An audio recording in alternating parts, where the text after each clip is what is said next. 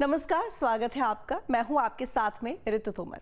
जीवन में घटित होने वाली हर एक घटना ग्रहों की चाल पर निर्भर होती है। मान, सम्मान, यश, अपयश, हानि, लाभ, सब कुछ हमारे कर्म के साथ भाग्य पर निर्भर करता है और भाग्य का फल ग्रह, नक्षत्र, राशियों के अनुसार मिलता है। इस बार 29 मार्च को सालों बाद कई महासंयोग बन रहे हैं जिनका हमारे जीवन के साथ देश दुनिया पर व्यापक प्रभाव पड़ेगा।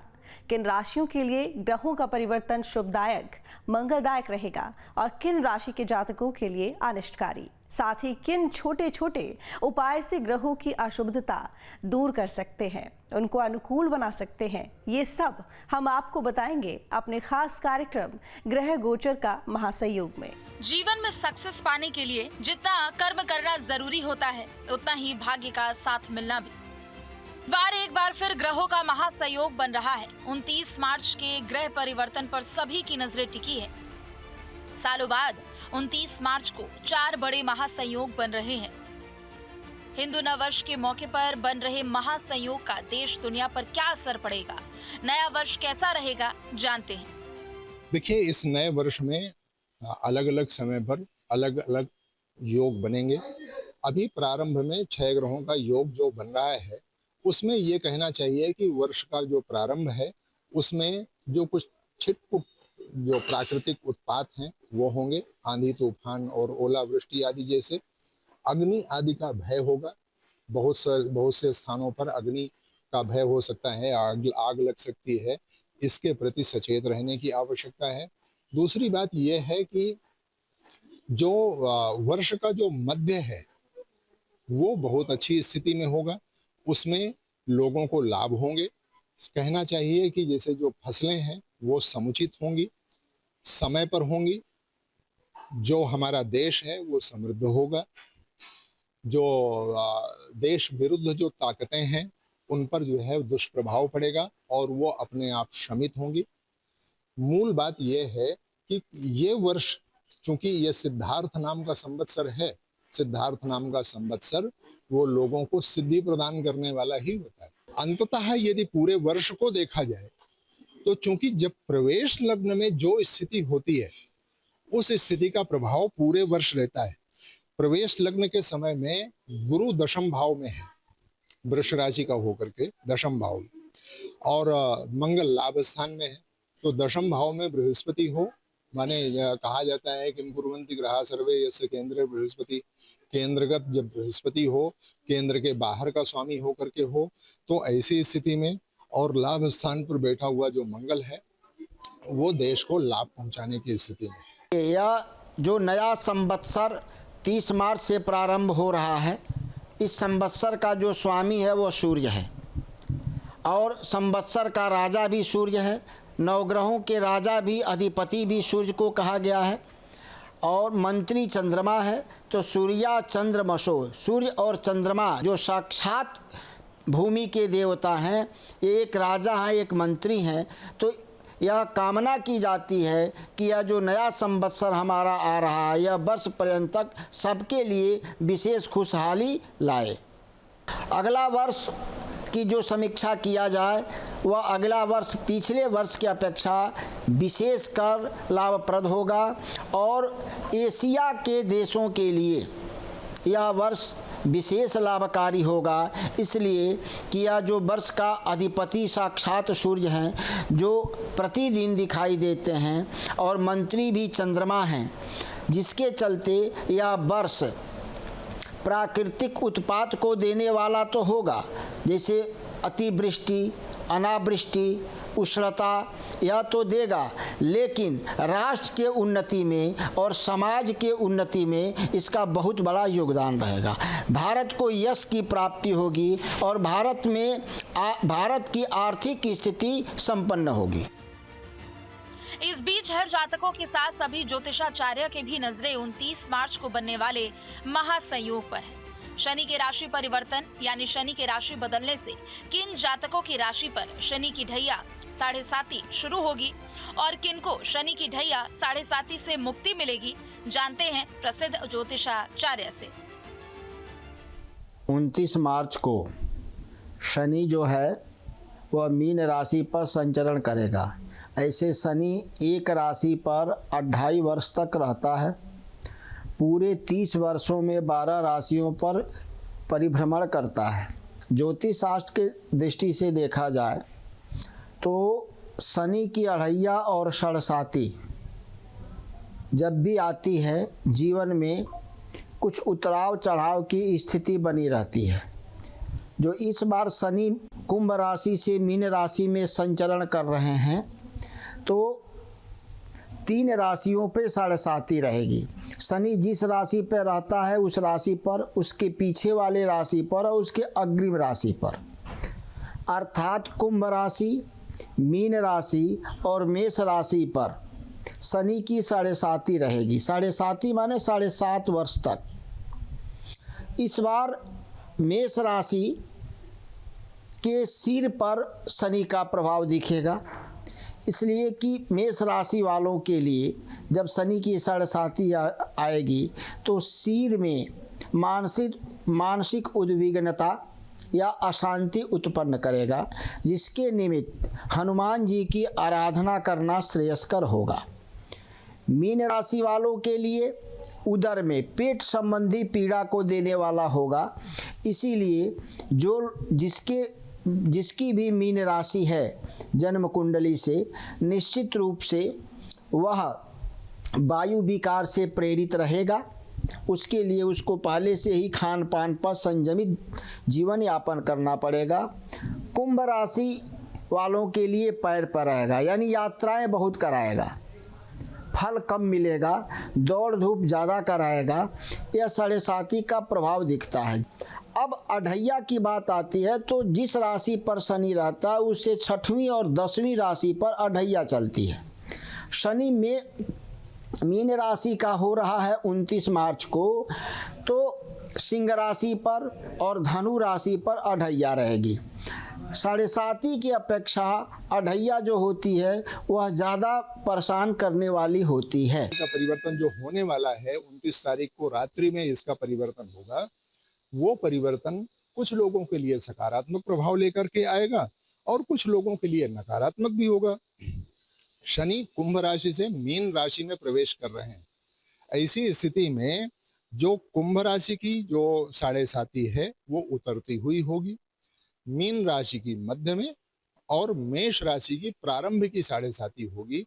तो ये एक तो जो है, ऐसे में मेष राशि वालों के लिए ये भ्रम उत्पन्न करने वाली होगी, ज्यादातर भ्रमित करने वाली होगी, आलस्य पैदा करने वाली होगी। कुंभ राशि वालों के लिए भी वो आलस्य उत्पन्न करेगी, उनके पैरों में पीड़ा उत्पन्न करेगी। विशेष रूप से उनके अंदर जो है वो आलस्य का भाव बना रहेगा। शनि जो है वो शनै शब्द से वो उसको उच्चारित करते हैं। शनै का अर्थ होता है धीरे काम करने वाला।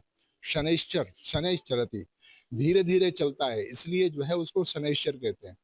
तो धीमी गति से काम करने के कारण शनि जो है वो जो व्यक्ति के अंदर आलस्य उत्पन्न करता है। मीन राशि में शनि मित्र राशि में होता है, मीन राशि उसकी मित्र राशि है। तो ऐसी स्थिति में शनि बहुत ज्यादा हानि करने की स्थिति में तो नहीं है। शनि किसी को बहुत ज्यादा हानि पहुंचाएगा ऐसा नहीं कहा जा सकता। लेकिन ये बात जरूर है कि जिन राशियों के 12वें है, जिन राशियों के चौथे है, जिन राशियों के 8वें है, उनके लिए जरूर कुछ न कुछ नकारात्मकता लेकर आएगा।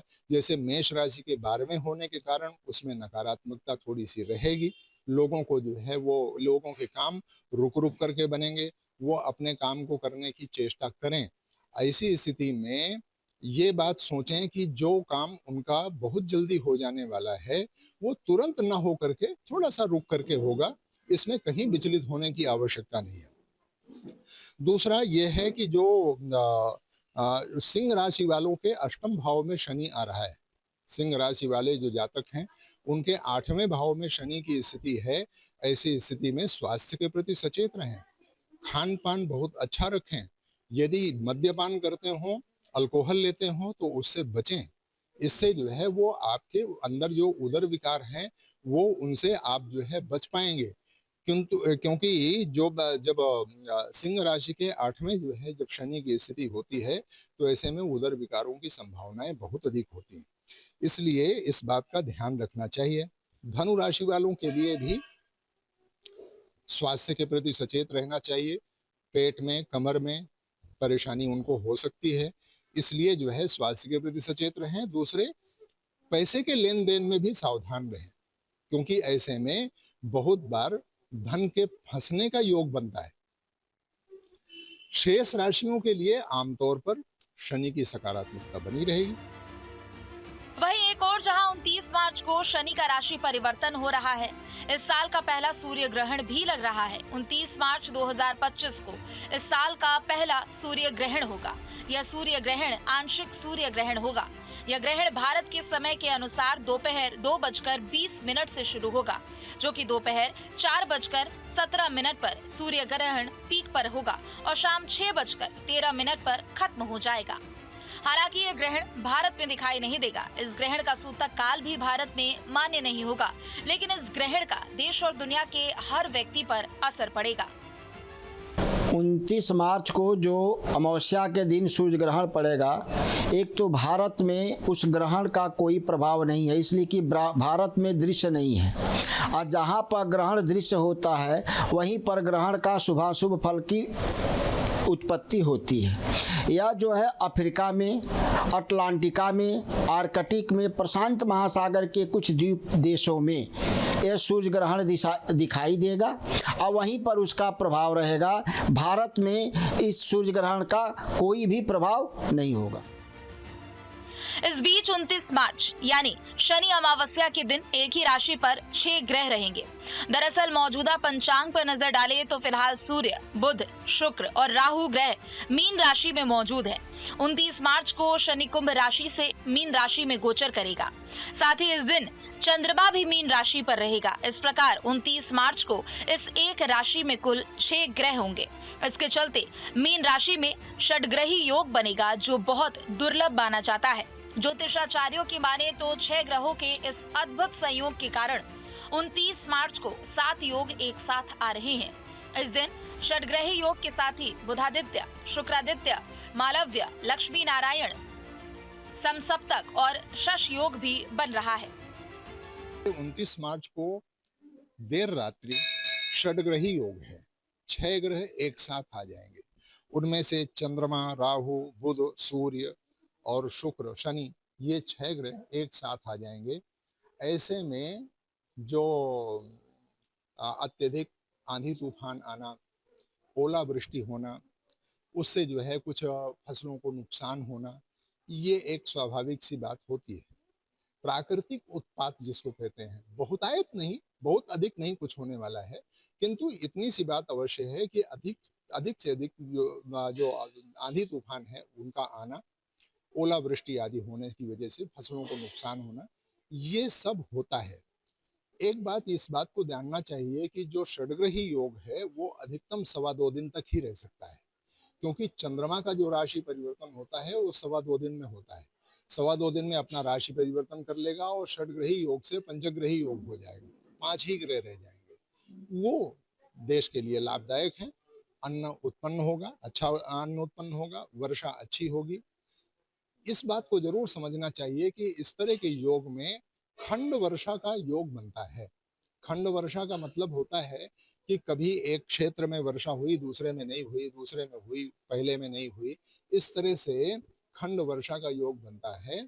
इस बात को जरूर समझना चाहिए। जो षडग्रही योग है ये मीन राशि में गोचर करेंगे। सारे के सारे ग्रह, जो 6 ग्रह हैं, वो मीन राशि में गोचर करेंगे। तो ऐसी स्थिति में जो सिंह राशि के जो जातक हैं उनके ये 8वें भाव में होगा। ऐसे में उनको चलने में सावधानी की आवश्यकता होती है। सावधानी बरतें। हमारे यहाँ कहा जाता है रात्रौ ग्रहांतरम न गच्छेत। रात्रि में यदि आवश्यकता न हो तो घर से दूर न रहें, घर के पास में ही रहें। तीसरी बात ये कही जाती है धावन न गच्छेत, बहुत तेज गति से वाहन न चलाएं। तेज गति से वाहन चलाएंगे तो उससे नुकसान की संभावना है। कूपे आत्मावलोकनम न कुर्यात्, माने जैसे कोई बड़ा जो जलाशय है उस जलाशय के नजदीक बहुत सुरक्षित तरीके से जाएं, उसके पास में बहुत अधिक बहुत ज़्यादा जो है उस पर बड़ी बड़ी लंबी सी क्रीड़ा न करें, कहीं ऐसा नहीं हो कि उससे हानि हो जाए।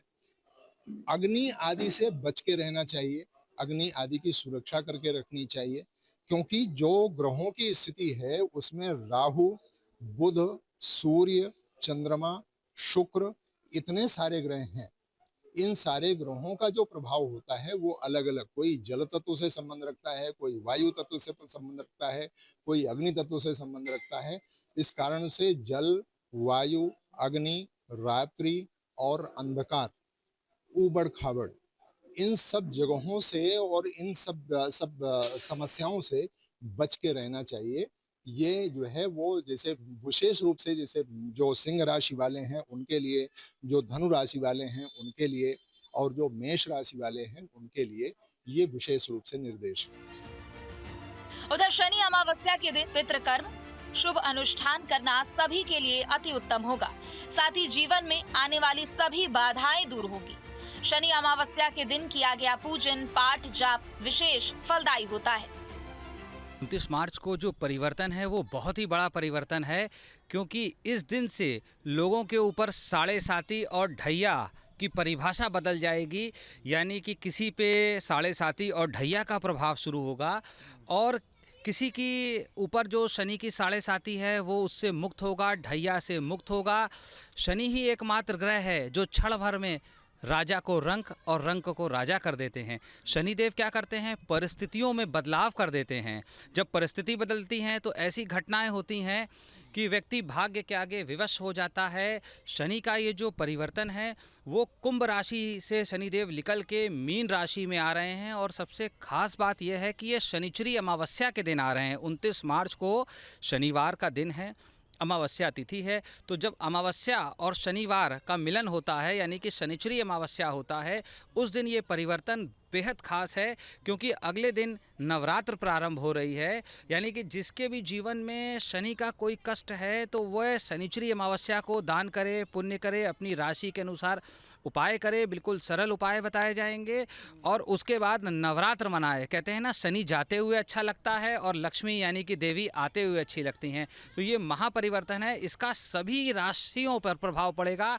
मेरे, आपके और सभी के जीवन पे इस परिवर्तन का प्रभाव पड़ेगा। इस सरल उपाय बता रहे हैं। जिस भी राशि पे कष्ट हो वो क्या करे, शनिचरी अमावस्या है, एक तेल ले ले पात्र में, कड़वा तेल, और उसमें अपना चेहरा देखें, शनिदेव का नमन करें, अपनी छाया को दान करें। क्यों? क्योंकि शनिदेव सूर्य पुत्र हैं और छाया के पुत्र हैं। सूर्य की 2 पत्नियां थीं, एक संज्ञा और एक छाया। जब संज्ञा सूर्य के तेज को बर्दाश्त नहीं कर पाई तो उन्होंने अपनी कार्बन कॉपी, जिसको हम लोग छाया कहते हैं, एक छाया क्रिएट कर दी। तो छाया से भगवान शनिदेव हुए। तो क्योंकि शनि का संबंध छाया से है, इसलिए जो भी व्यक्ति 29 मार्च 2025 शनिचरी अमावस्या के दिन छाया दान करेगा, सबसे शनि का कारगर और बेहद सरल उपाय है कि व्यक्ति अपनी छाया को एक पात्र में लेके तेल भर के उसमें चेहरा देखे, 1-1 रुपए करके 8 सिक्के डालें और शनिदेव से प्रार्थना करें और उसी के साथ अपनी छाया को दान करेंगे तो साढ़े साती ढैया जिनकी लगने वाली है वो लगते मान ही प्रभावहीन हो जाएगी। यानी कि शनिदेव जो दंड अधिकारी हैं वो कम से कम कष्ट देंगे, क्योंकि शनि न्याय के देवता हैं और जब शनि न्याय करते हैं तो व्यक्ति की परिस्थिति बदल जाती है। शनिवार की अमावस्या है तो अगर आसपास कहीं शनि मंदिर हो तो शनि को तेल अर्पण करें। शनि को तेल चढ़ाने का विशेष महत्व है। जब भी आप शनिवार के दिन या अमावस्या के दिन, और इस बार तो दुर्लभ संयोग है, शनिचरी अमावस्या है, इस दिन शनिवार के दिन, अमावस्या के दिन यानी कि शनिचरी अमावस्या के दिन शनिवार को शनिचर देव को जाके तेल चढ़ाएं, दान करें।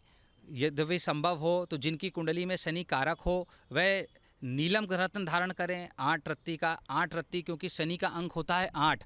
तो अगर इस दिन व्यक्ति 8 रत्ती का नीलम, जो लोग नीलम नहीं खरीद सकते हैं तो वो जमुनिया या नीली उपरतन धारण करें। तो शनिदेव का रत्न अगर 8 रत्ती का दाहिने हाथ की मध्यमा उंगली में धारण किया जाए, शनिश्री अमावस्या के दिन छाया दान किया जाए और गरीबों असहायों की सेवा करने का संकल्प लिया जाए, जिसके जैसे मेष राशि के ऊपर 7.5 साल है, तो अगर प्रति शनिवार को वो गरीबों की सहायता करते हैं, दान पुण्य करते हैं, तो शनि की पीड़ा उनको छू भी नहीं सकती है। अभी तक हमने आपको ग्रहों की चाल, ग्रह गोचर और महासंयोग के बारे में बताया।